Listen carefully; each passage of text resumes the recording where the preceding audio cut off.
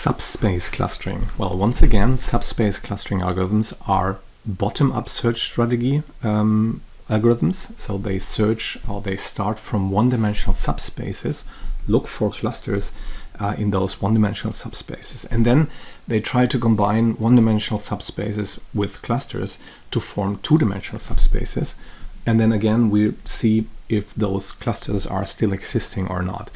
If yes, then we try to somehow expand these two-dimensional subspaces containing clusters to three-dimensional subspaces, hopefully also containing clusters. So we check for those subspaces if they contain clusters. If yes, we try to expand them to four-dimensional clusters, and so on and so on and so on. Yeah? So that is the basic idea of this bottom-up search strategy. We don't care too much about the clusters in terms of what we just saw, that those methods typically allow for overlapping clusters, meaning that points that belong to one specific cluster in one subspace may belong to a completely different cluster in a completely different subspace. Yeah? So that is a kind of side product of those methods, but the general idea of those methods is this bottom-up search strategy, starting from one-dimensional subspaces and then finding relevant attributes for or relevant subspaces for clusters, and then trying to subsequently add more relevant attributes to those subspaces and see what happens with the clusters, loosely speaking. Yeah? So let's jump in. And we first once again look for this or detail this bottom-up subspace cluster search. So it's very similar to these branch and bound feature selection algorithms. We start with the one-dimensional subspaces, or sometimes also subspace clusters, and then merge them to compute higher dimensional ones. Yeah, and we go from D to D plus 1 to D plus 2. So we always add just one new feature. Yeah, so we go from some dimensional subspace to just one dimension higher, so to say, in each step of this branch and bound algorithm. Most of the algorithms are actually somehow inspired by a priori the algorithm for finding frequent item sets. So basically the idea is that the problem of finding subspace clusters is somehow transferred or modeled as the frequent item set mining problem. And you probably recall that in the frequent item set mining problem we have this monotonicity property, the downward closing property of item sets. So if an item set of k items is frequent, we know that all the k-1 sub-item sets of this item with k-1 items need to be frequent too. On the other hand, if a k-dimensional item set or an item set with k items is not frequent, then we know that regardless if we add more items to this k item set, it cannot get frequent anymore. Yeah?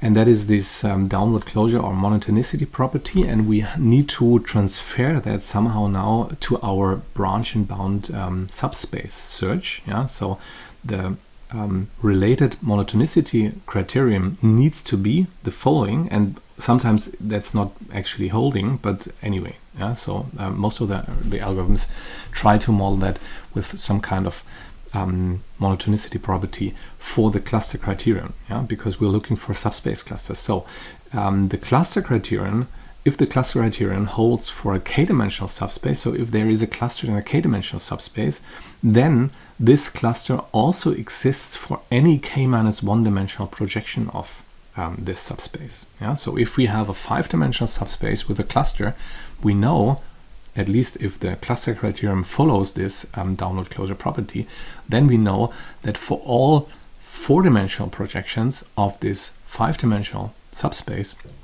this cluster also exists. Maybe it's even getting bigger or what, but at least this cluster has to exist. Yeah? And the reverse implication is now interesting for us, because we can now stop the branch and bound procedure if we have a k-1 dimensional projection that has no cluster. Yeah? Then we know that this super subspace S, if we add just one arbitrary dimension to this projection where no cluster exists, there will also be no cluster. So if the criterion does not hold for a k-1 dimensional projection of S, then the criterion can also not hold for S, for any super space, so to say, for this k-1 dimensional thing. However, we'll see that this property is somehow quite limiting, actually, because we'll see that and we'll discuss that later on. So some approaches need to use other search heuristics. So this monotonicity property allows us to employ this famous a priori algorithm from frequent item set mining, and then we get exactly the deterministic result. So we get the exact result, but very often the cluster criterion does not implement the downward closure property. So this property that we just discussed does not hold, and in this case we need other search heuristics. For example, best first search, greedy search, so everything what we already know from feature selection, by the way. So let's have a look at this downward closure property and an example, a very simple cluster criterion which actually fulfills or implements this downward closure property. It's a density-based, very simple density-based model. We take a cell of side length S. So for example here, this rectangle here, the side length is S.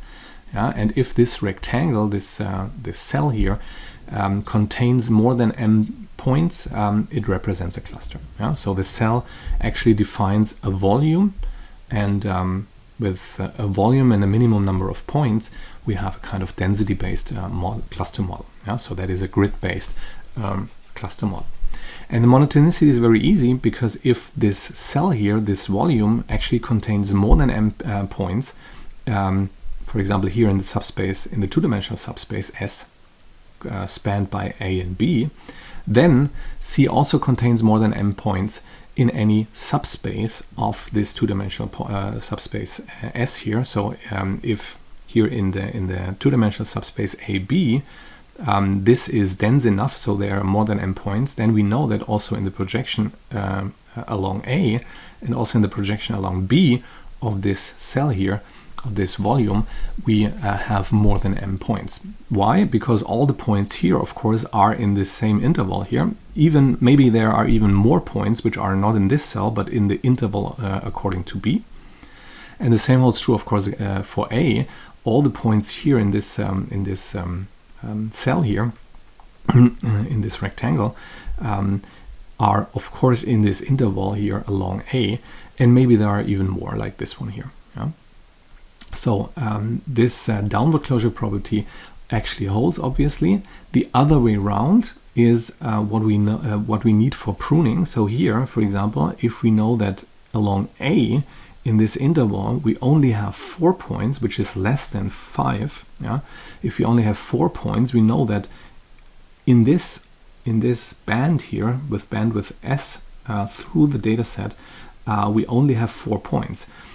So even if we have more than 4 points here, the intersection of this interval and this interval here cannot have more than 4 points at most. There may be even less, but at most we have 4 points, just because we know that in this interval along A, meaning that in this kind of cylinder here with side length S, or this band here with side length S, there are only 4 points. And that is exactly the reverse implication. So if we have an one-dimensional interval in that case along A here, that is not dense, we know that we can intersect this one here with any other interval along B, we won't get any dense two-dimensional grid cell.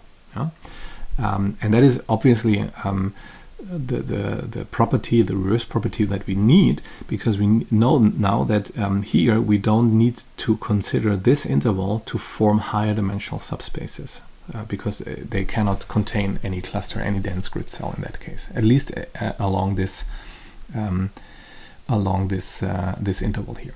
Yeah? So we're talking about cluster criterions, and this is a density-based cluster criterion, a density-based cluster model, and that cluster model actually is or fulfills monotonicity, because we know that well, if we have a d-dimensional cluster, like a d-dimensional grid cell, which is dense, all the projections need to be dense too, which is fine, and the reverse implication can be used for pruning.